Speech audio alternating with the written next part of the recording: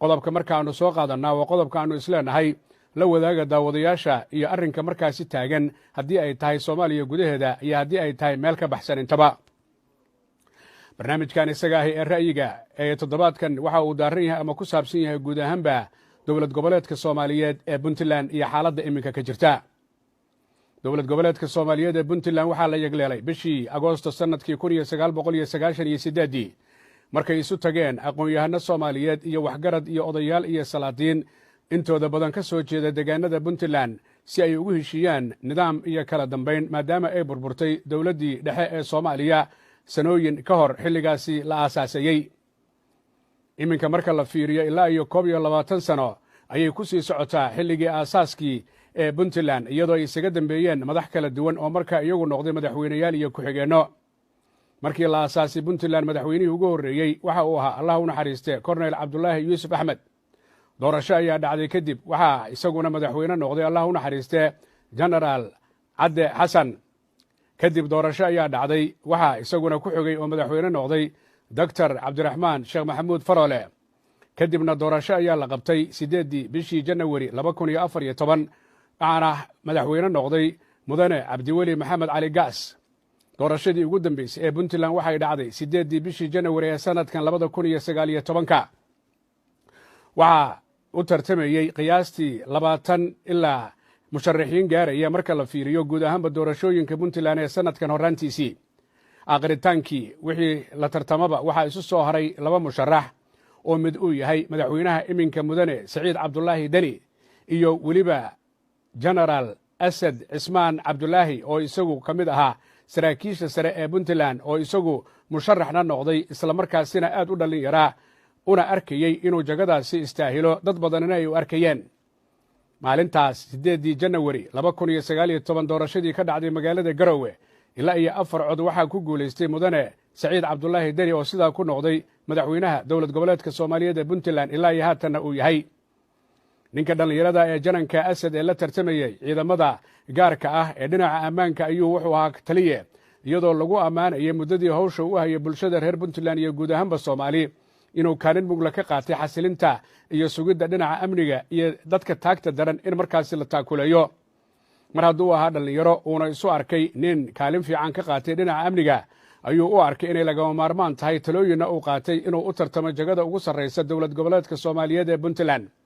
laakiinse guusha laga helay ka sokow waxaa loo arkaa shakhsi istaahilay jagada iyada ah inuu qabto haddii uu yahay genaraal asad cismaan cabdulaahi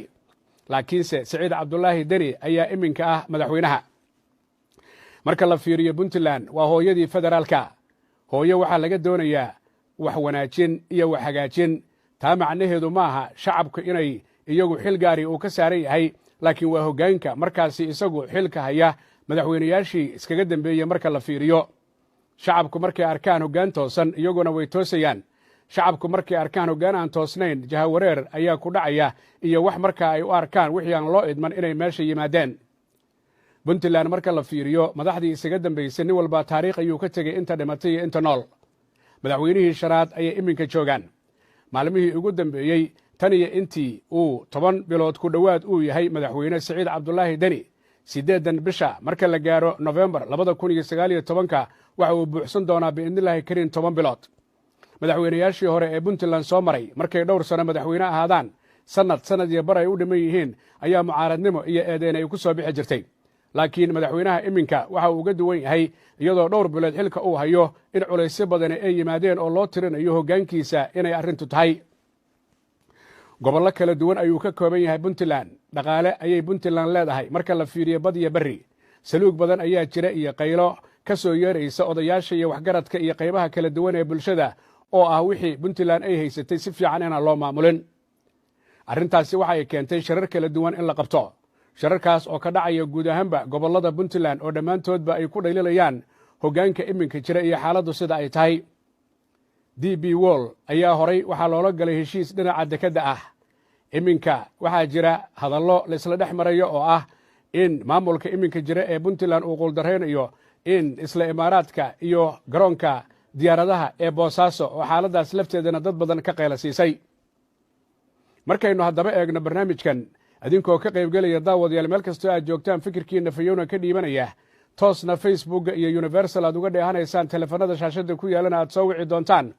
ayaynu waxaynu soo qaadanaynaa qaybo ka mida odayaasha iyo waxgaradka qaybaha kala duwan ee guud ahaanba puntland ay ka kooban tahay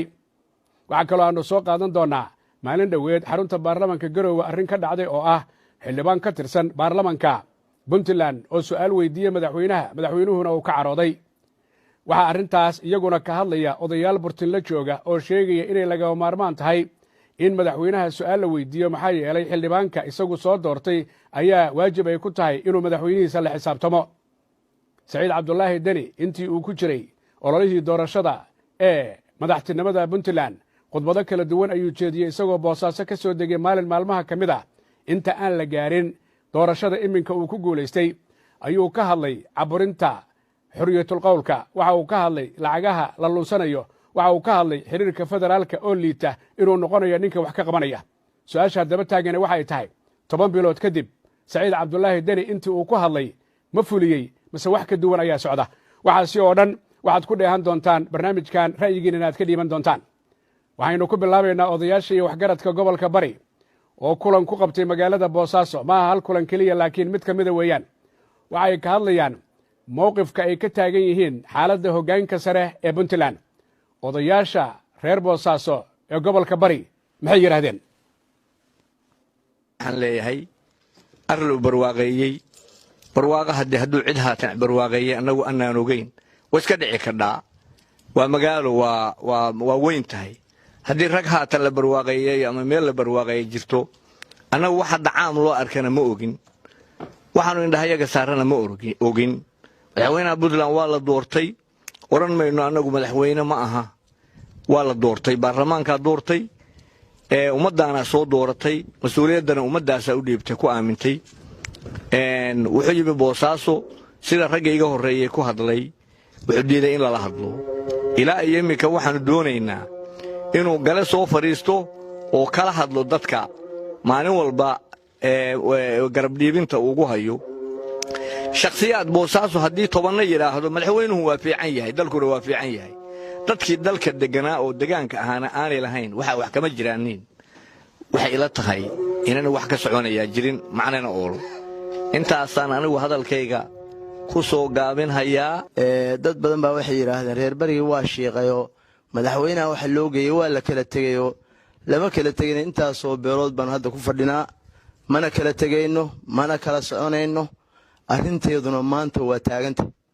arrintii reer bari maanta waa taagan tahay wax badan baan saburaynay laakiin maanta saburkii waa naga dhammaaday maalin walba madaxweyne yimaadaan dhulku xaraashaya sawaxad garatama marka taas qolada madaxweynaha u geeyey la kala tegiyo la shiiqiyo waxba maaragtay ma jiraan been bay idiin sheegeen been bayna kuu sheegayaan nin taasna waa qodobka labaad haddii cidi luqluuq ku jiday ama derbiyada wax laga xamanayay halkaan reer bari baa fadhiya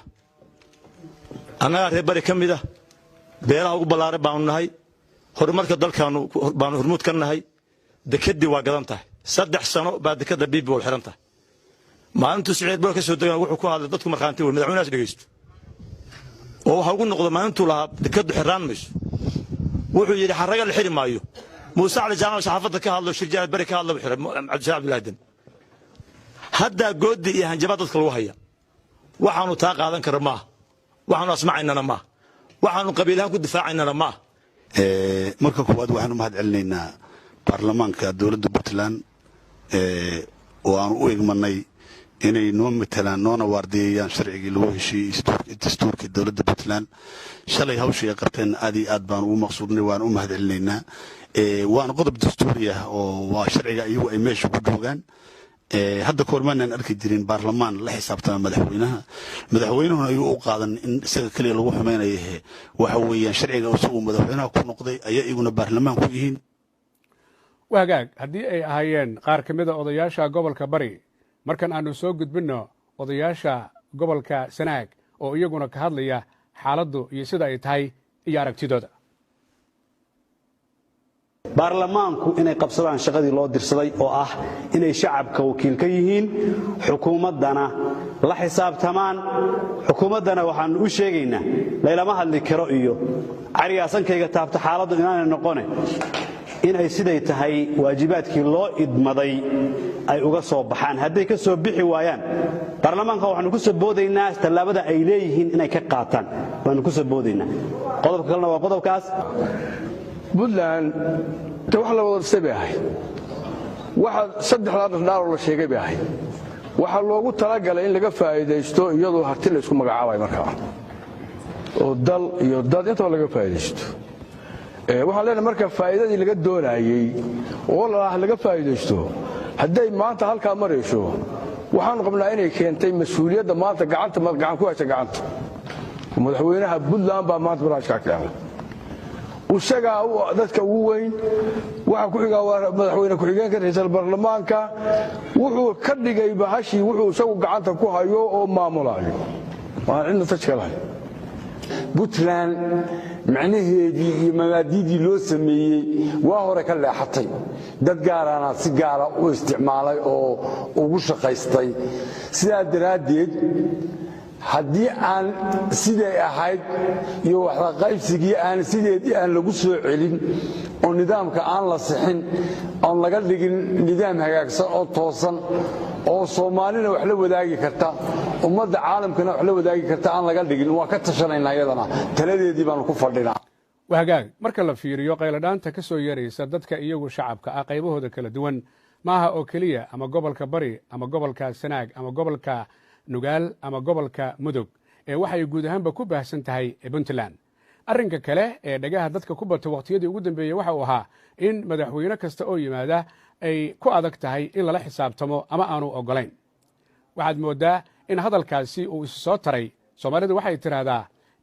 media u dambeeyay markaasuu yiri kala siisido taa waxay ka dhigan tahay toddobaadkii hore baarlamaanka Puntland markay isu yimaadeen xildhibaanadu in su'aalo ay weydiiyeen oo weliba shakhsi ka mid ah uu su'aal weydiiyey oo isaga lagu magacaabo xildhibaan Cawad Xasan Daad laakiin uu ka carooday madaxweyne Saciid Cabdullaahi Dani isagoo arkayay su'aashaasi mid lamid ah inaanu filanayn dhagihiisa inay ku soo dhacdo xaaladda baarlamaanka su'aashaas iyo jawaabta Dani waa sidee xaalku waxaad xilka haysay 9 bilood wajiga dhabta ah xukuumadda hogaamisaana waxa la moodaa inuu ku jiro maalmihii ugu dambeeyay muddaxileedkaaga waxaa 9kaas bilood burburay kalsoonidii bulshada dhaqan ahaan siyaasad ahaan iyo akhlaaq ahaan waxaa bilowday kacdoonno bulsho oo dawladda lagaga soo horjeedo waxaa dadku walwal ka qabaan badqabka jiritaankooda waxaa ugu dambeeyay masaajidadii oo bilaabay inay qunuudaan cabsi darteed sidaas daraaddeed mudane madaxweyne maadaama adigii khilaafka adiga madaxweyne ku-xigeenkaagu soo noqnoqday isaguna oo uu yahay mushaakil dadka niyad xumi ku sii abuuray in lama habboona adiga iyo madaxweyne ku-xigeenkaagu inaad xafiiska bannaysaan si aynu u badbaadinno bulshadeenna inta aan baarlamaanku jawaab ka bixin dareenka bulshada ay matalaan aad iyo aad baa u mahadsan tahay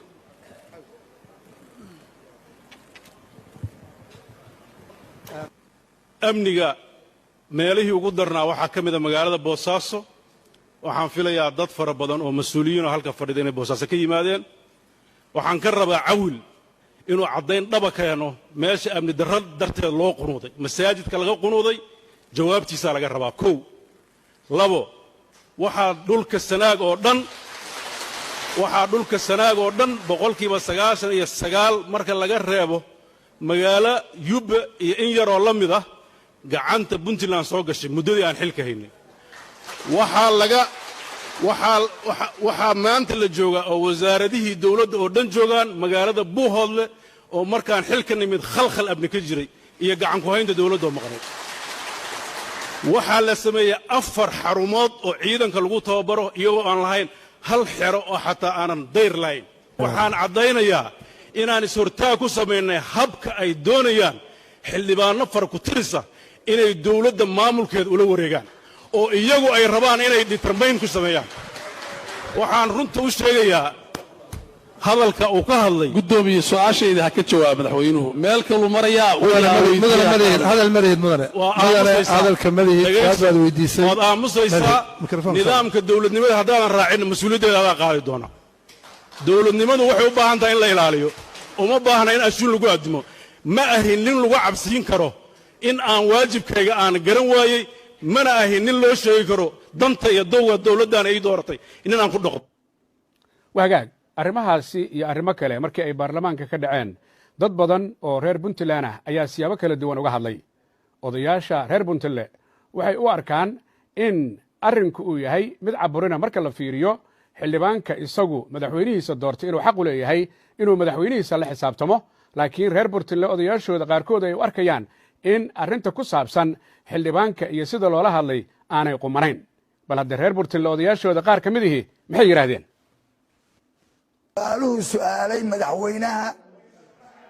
oo uu meesha ka su'aalay wuu su'aali karaa isagaa doortay madaxweynuhu isagoo aan madaxweyne ahayn ayaa xildhibaanku doortay xildhibaankii doortay waxma weydiin karo iyo dad kale waxba ma weydiin karo hadda waxaas waxay la tahay inay xildhibaannimo ahayn xildhibaanadu yeesmaan inay noqdaan loogama baahna waa inay xisaabtamaan dadka shacabkaabay waxay ka yihiin mas-uul annagaa dirsannay madaxweynuhuna madaxweynihii guud ee puntland wey waxaan sheegaynaa cawil waa xildhibaan wuxuu matelaa bulshada wuxuu u dhexeeyaa xukuumadda iyo bulshada reer puntland xaq buu u leeyahay madaxweynihiisa cid kasta wax kasta inuu kula xisaabtamo wagaag maalintaas baarlamaanka puntland uu fadhiistay ee su'aashaas iyo su'aalo kale madaxweyne saciid cabdulaahi deni la weydiiyey isaguna uu ka hadlay waxyaabihii u qabsoomay isla kulankaasi ayaa maalmo kadib waxaa wararka garowe ka soo baxay ay sheegayaan in madaxweynuhu uu la hadlay dhinaca xeerlaalinta puntland isagoo u sheegay inay lagama maarmaan tahay in tallaabo laga qaado arrinkii maalintii baarlamaanka ka dhacay iyo xildhibaankii isagu arrinka ku dhaqaaqay laakiinse kulan baarlamaanku u fadhiistay ayaa waxay u arkeen tallaabada xeer ilaalinta loo sheegay inay tahay mid aan qumanayn sharcigana aan waafaqsanayn laakiin baarlamaanku uu yahay mid dowgiisii maray waajibaadkiisiina gudanayay saciid cabdulaahi deni oo ka tirsanaa musharaxiinta inta aanu madaxweyne noqon intii uu marayey puntland ee uu ololihii doorashada ku jiray ballanqaadyo badan ayuu sameeyey isagoo markaa uu arkayey inuu u sheego shacabka haddii uu madaxweyne noqdo ee uu guulaysto inuu ballamadaasi fulin doono waxaa ka mid ahaa in dhaqaalaha dekedda iyo eeraboorka boosaaso wax laga qabto oo meelaha hadda ay ku baxaan uu ku tilmaamay meelo aan qumanayn ama aan sharci ahayn laakiin uu bulshada u soo celin doono waxaa kaloo saciid uu sheegay in dhinaca amniga uu wax badan ka qaban doono waxaa kaloo saciid cabdulaahi deni ololihiisii doorashada ku jirtay xorriyatul qowlka in la ilaalinayo oo haba yaraatee cidna aan la caburi doonin ama siyaasi ama warbaahin waxaa kaloo uu sheegay in dowladda federaalka xiriirka dowladdii markaa jirta ee cabdiweli iyo federaalku aanuu fiicnayn laakiin hadduu madaxweyne noqdo uu noqon doono buddigaha xiriirka wanaagsan ee dhex mari doona dowladda federaalka iyo puntland arrimahaasi ma dhaceen markii uu madaxweyne noqday ee 10 bilood iminka ay ku dhowdahay mase ma dhicin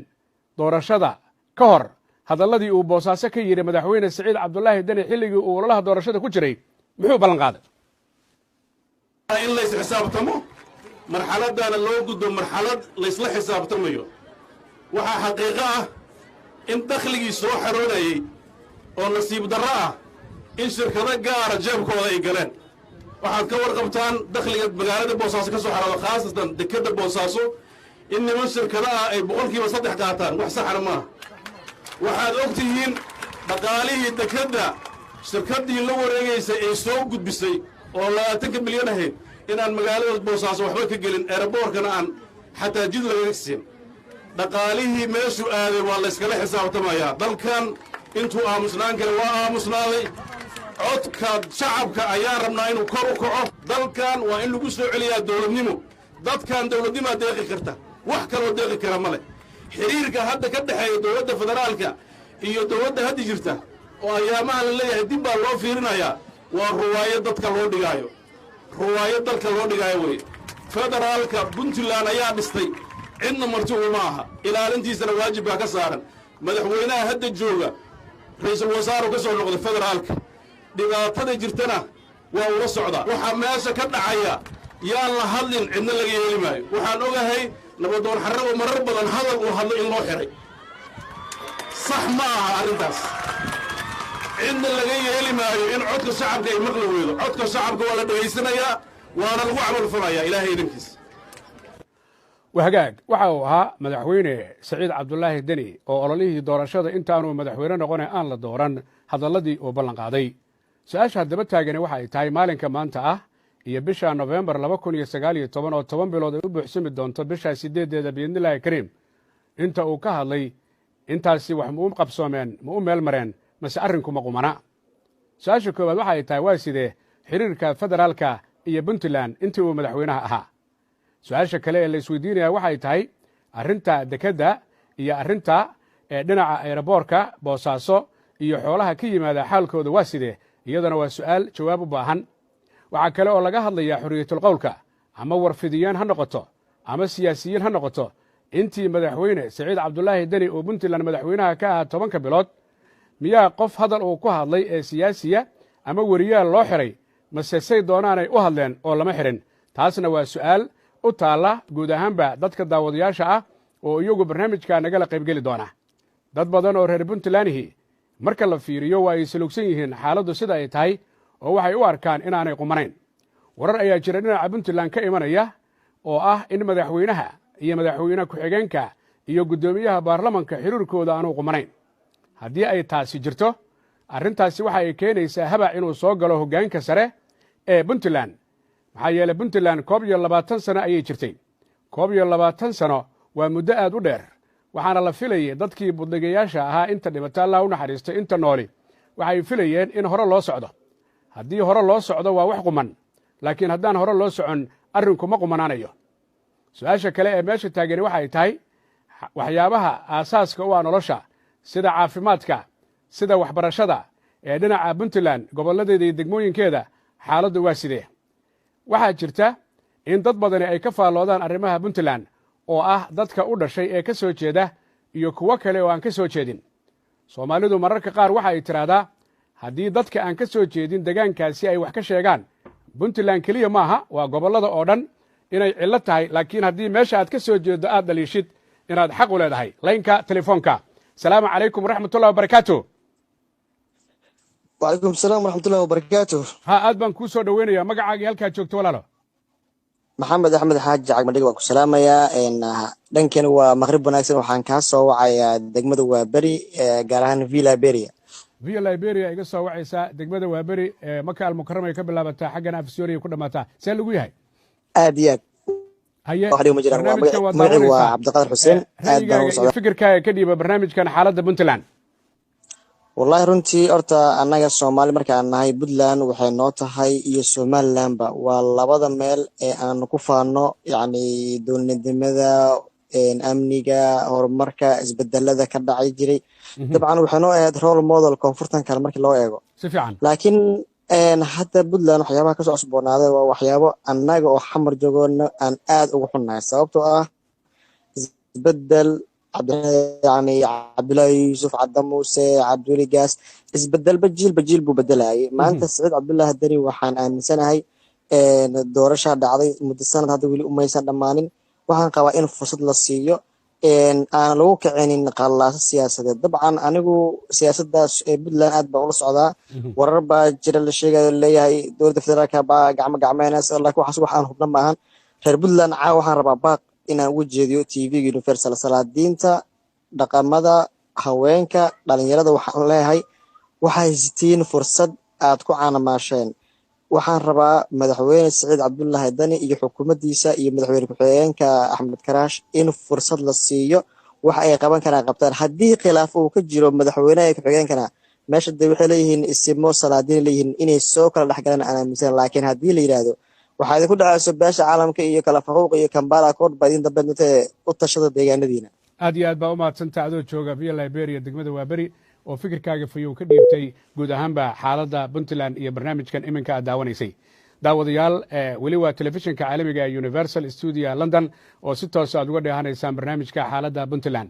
runtii sida uu ka dhawaajiyey daawadaha isagu ka soo hadlay via liberia waxa uu yidhi waxay noo ahayd tusaale puntland iyo kudayasho maadaama ay 1998 aasaaskeedii uu ahaa iyo wixii ka dambeeyey nidaamka ay bulshada tuseen soomaaliyeed ee qaybaha kala duwan ee gobolada in lagu dhaqmay oo federaal ay noqdeen marka la fiiriyo maamul goboleedyada kale laynka telefoonka asalaamu calaykum waraxmatullahi wabarakaatu halo asalaamu calaykum calaykum asalaam soo dhowow magacaaga walaal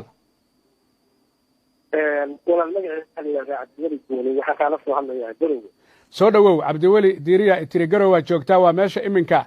xaaladda aan ka hadlayna ee puntland magaala madaxdeeda see u aragtaa arrimaha barnaamijkan haddaad daawanaysay waa mahadsan tahay cabdimadiga dowladda puntland marka loo eego arrimaha aad ka hadasheen iyo marxaladda ka jirta gudaha waa laba marxaladood oo kale waa gartay puntland waa dareeri ka xigtaa xilligan marxaladda ay ku jidho marka mar walba waxaa muhiim ah in waaqiciga iyo xaqiiqada dalka taa laga waramo oo dadka xogogaalka ah oo dalka jooga la wareego waa hagaag garow waad joogtaa waxaa iminka hadlayey odayaasha boosaaso oo aan kala harin sida ay sheegeen odayaasha sanaag odayaasha burtinle arrintaas hadday iyagu ka hadleen yaa dhiman oo la waraysan lahaa bay kula tahay xaaladda puntland cabdimadiga waa mahadsan tahay arrinta odayaasha ka hadlayay burtinle iyo boosaaso iyo magaalooyinka kale waxay ahayd arrin khilaaf yar oo halkaan ka dhashay waana la xaliyey waxa sida marka la xaliyo waxa laga gaaro in dib loogu noqdaa waxa ka fiican in hore looga socdo oo laga gudbo laakiin intaan la gudbin in la xaliyo soomaha wixii khilaaf ah maxaa yeelay aabbaha 70 jirka ah ee jooga burtinle iyo aabbaha 75 jirka ee boosaaso joogahay waxay jecel yihiin puntland oo horey u socota wuxuu yidhi oday ka mid a odayaasha boosaaso haddaanu aamusnaa jirnay way aamus dhaaftay ma aamusi karno adinta arrintaa maxaa ku diidan tahay cabdimadiga waa mahadsan tahay innaga waxaan joognaa puntland gudaheedaan ku sugannahay waxaan ognahay waaqiciga iyo xaqiiqda meesha ka jidho waxay tahay arrintan waxay arrin dhammaatay oo lasoo afjaray inta madaxweynaha puntland hadda la doortay muddada 9 bilood ahna wuxuu sameeyey waxyaabo badan oo isbedel ah oo xagga horumarka la xiriira haddii noqon lahayd aeroboortka boosaaso maalgashiga lagu sameynayo keenistii diyaaradda ethiopian airways barnaamij shirkii maalgashiga ugu weynaa ee soomaaliya oo ka dhacay puntland marka mar walba dadka reer puntland ee gudaha jooga ee waaqiciga saansan waxay aaminsan yihiin 9 bilood inay u dhigan tahay 5 sano waa hagaag ugu dambaystii adoo iga raaliya waa kuu mahad celinaya garow waad joogtaa xildhibaan cawil xasan daad su-aal ayuu weydiiyey madaxweynuhuna uu ka carooday arrintaas seed u aragtaa garow waad joogtaa waa mahadsan tahay mar kale xildhibaanka waa arrintaa madaxweynaha qaabka iyo su-aasha u weydiiyey baa waxay ahayd mid ay diideen dadka shacabka inta badan kuwa hadlayay kuwa kalena ay si kale u arkayeen laakiin arrimahaas oo dhan waxa weeye arrimo la xaliyey oo xal laga gaaray oo laga gudbay saxaafaduna mar walba iyaga waxa wanaagsan dhanka wanaagsan iyo horumarka iyo waxyaabaha la sameeyena inay soo gudbiyaan oo dadka ay usoo bandhigaan aad iyo aad waa kuu mahad celinaya adoo garowa jooga barnaamijyo kalena dabcan waa ka wada qayb geli doonaa biidnillahi kariim laynka kale ee telefoonka asalaamu calaykum waraxmatullahi wabarakaatu وعليكم السلام ورحمة الله وبركاته aad baan kuu soo dhaweynayaa magacaaga halkaad joogto walaalo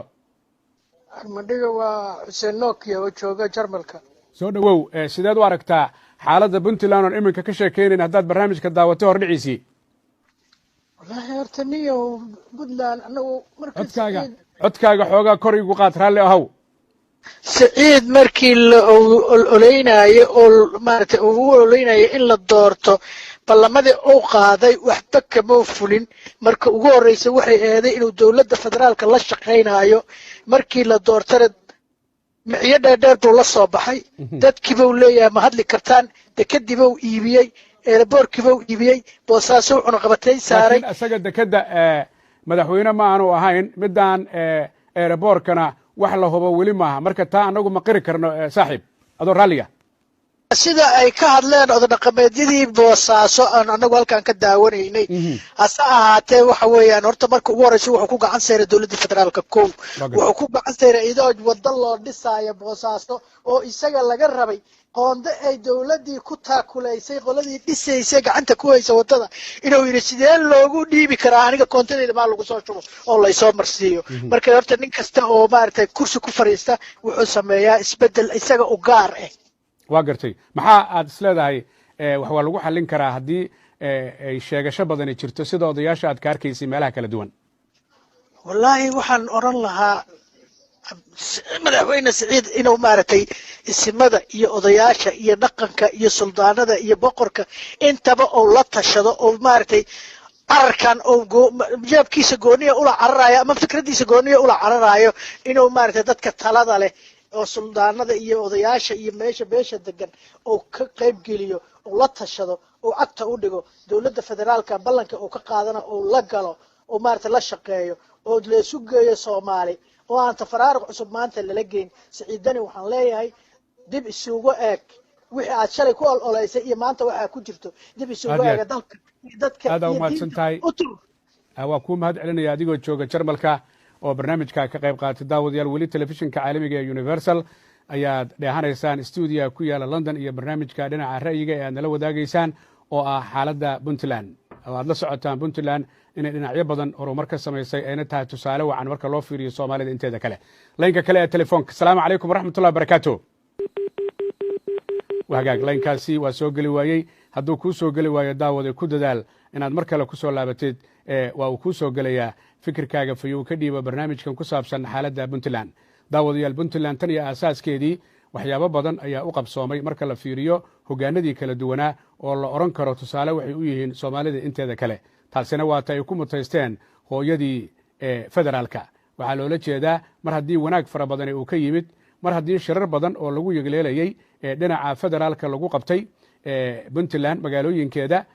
taasi waxa ay keentay wanaaggii u dhaxeeyey federaalka iyo Puntland in ay noqdeen inay dhashaan maamul goboleedyada kale ee ka dambeeyay waa tusaale wacan laynka telefoonka assalaamu calaykum waraxmatullahi wabarakaatuh halo halo assalaamu calaykum codkaagu waa gaaban yahay halo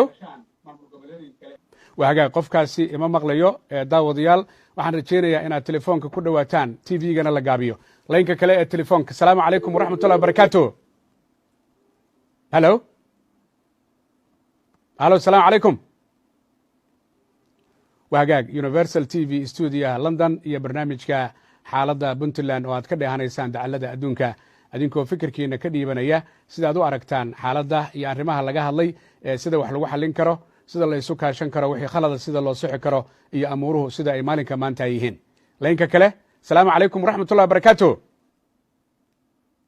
وعليكم السلام ورحمة الله وبركاته. waa ku soo dhaweynaya magacaaga halkaad joogtid cabdiqaadir mukhtaar aadan oo jooga jigjiga cabdiqaadir barnaamijka waad daawanaysa jigjigaad joogtaa ka waran xaaladda Puntland haddaad daawatay wallahi waan daawaday siciidow madaxweynaha su-aasha u weydiiyey xildhibaanka waxay la tahay su-aal aad u qaldan waa gartay madaxweynahana masiirka ummadda dadka reer Puntland asaa mas-uuliyaddeeda leh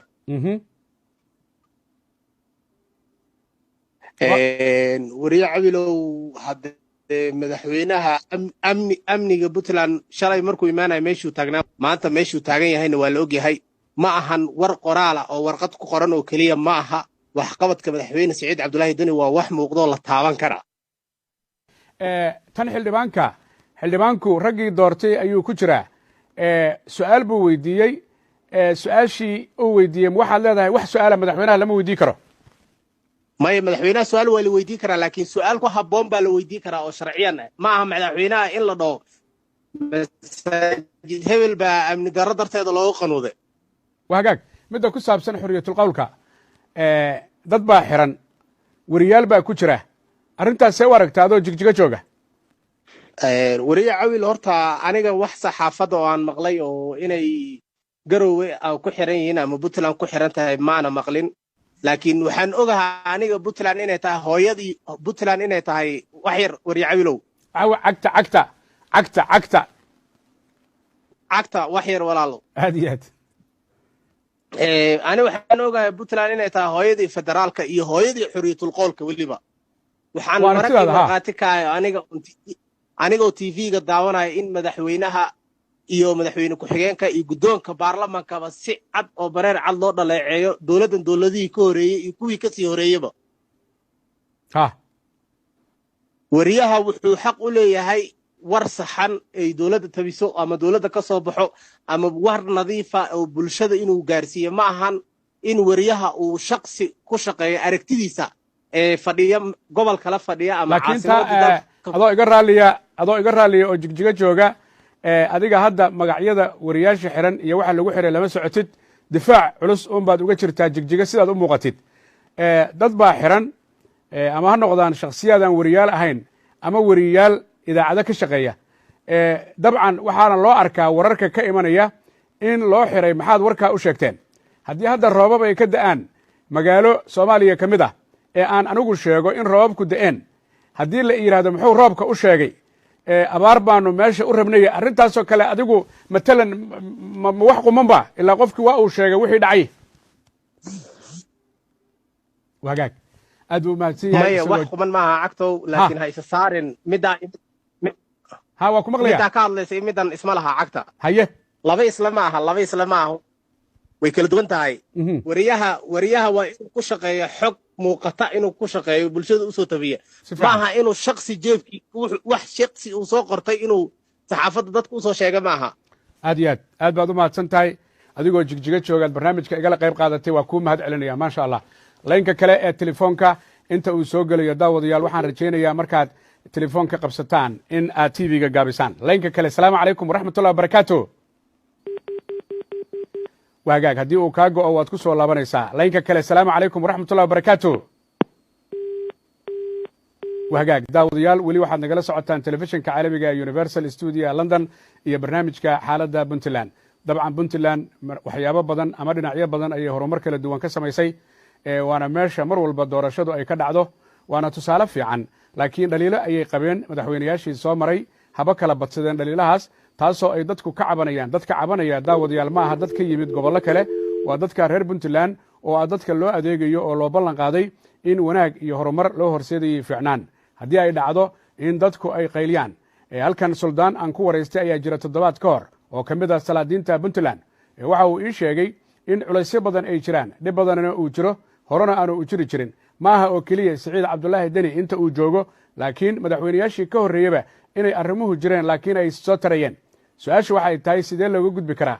su-aashu waxay tahay odayaasha iyo waxgaradkii salaadiinta sidee loo dhegaysan karaa maxaa yeele haddii la dhegaysto waayo aragga iyo waxgaradka wax badan ayaa saxmaya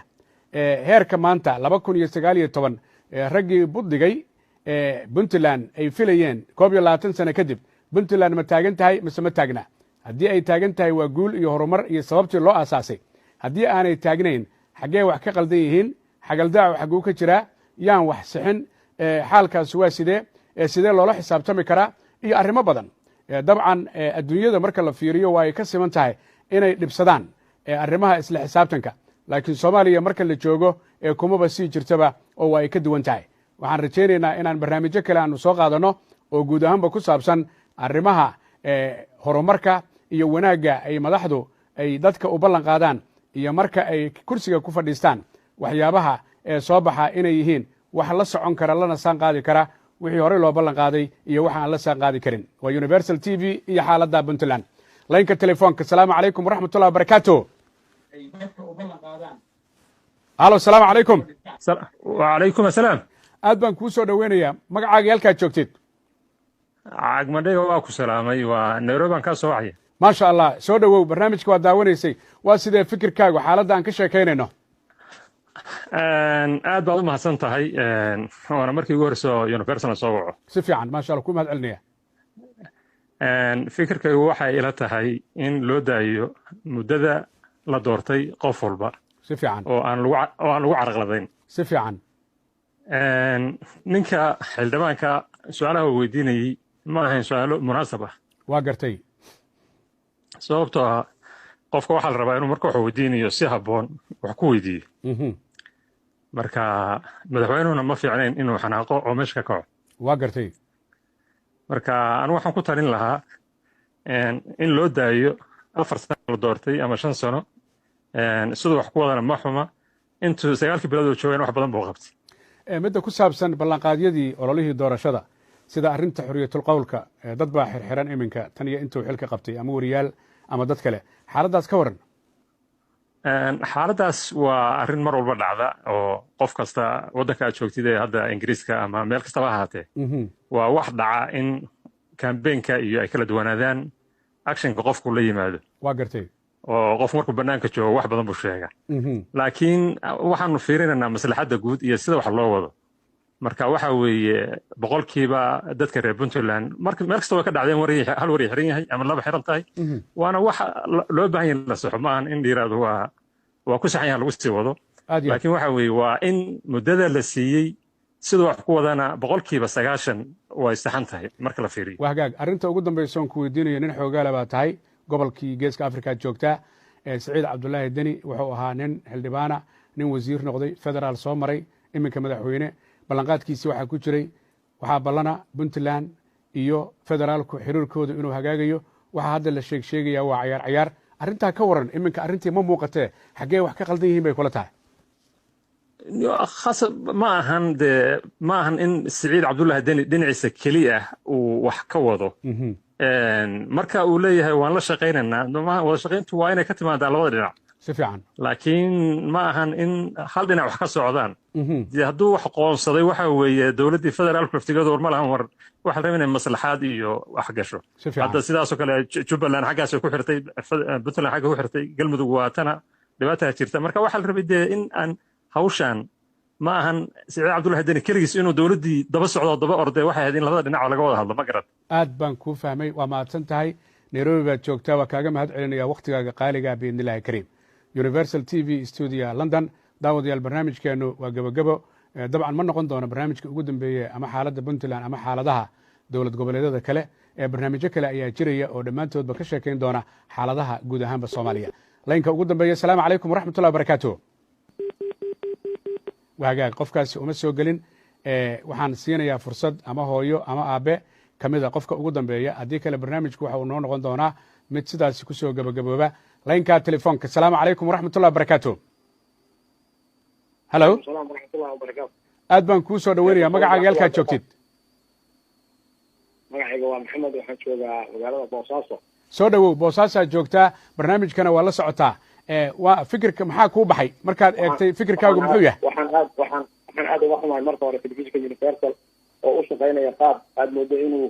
ku baabi'inayo dimuqraadiyadda iyo xorriyatul qowlka oo hal dhinac ka rarab codkaaga kor igu qaad maxaad ku caddayn kartaa odayaasha boosaaso iyo odayaasha sanaag iyo odayaasha burtinle iyo baarlamaanka wixii ka dhacay iyo ballanqaadka madaxweynaha haddii la sii daayey oo dhammaantood ay Puntland yihiin meel ka bannaanna aysan jirin maxaa aad ku caddayn kartaa waxaad sheegaysid boosaaso waa nabad weeye wax dawal ka jiraana ma jiraan hawluhuna si fiican bay u socdaan dowladduna shaqadeeda si fiican bay u haysataa laakiin dowladda Universal waxaan aad uga xumahay inay adeegsanayaan barnaamij ay iyagu ugu talagaleen inay Puntland ay ku dhaliilaan odayaashaada iyo waxgaradkaaga boosaaso kula jooga warkooda ma diidan tahay wax dhibaato oo jira ma jiraan dowladdan horumar bay qabatay shaqo fiican bay qabatay wax la taaban karay qabatay muddo yar oo kooban bay joogtay laakiin waxaan aad uga xumahay TV-ga dhan oo caalamiga iyo adoo wariye caalamiga inaad hal dhinac ka hadasho taasoo u ekaanaysa inaad tihiin barnaamij la soo abaabulay waxaa laga yaabaa barnaamijyo aad jecleed inaan halkan ka sii daayo oo aan huba 100% laakiin ma magac dhabayo aad baadna u mahadsantaha fikirkaaga oo madax bannaanta aad baana kuu soo dhaweynayaa sida odayaasha baan u soo dhaweeyey boosaaso ayaan adigoo boosaaso joogana kuu soo dhaweynayaa fikirkaagana xaq baad u leedahay adiga ayaa ugu dambeeyey barnaamijkan telefishinka caalamiga ee Universal iyo xaaladda Puntland daawadayaal waxaan u mahad celinayaa dhammaan dadka ka qayb galay kuwa u soo geli waayana waan ka cudur daaranayaa barnaamijyo kale ayaa dhici doonta inaynu ka wada qayb galno biidnillaahi kariim waxaan u mahad celinayaa dhammaanba intii barnaamijka igala qayb qaadatay barnaamijka waxaa soo saaray Cabdulla Cumar Mudiir waxaana farsameeyey Maxamed Biibaye iyo weliba Axmed Daahir Afaar inta ka horeysa Maxamed Axmed Xaaji Cagmadhigi waxa uu leeyahay ismeenaan dhaafina wassalaamu calaykum waraxmatullaahi tacaala wabarakaatuh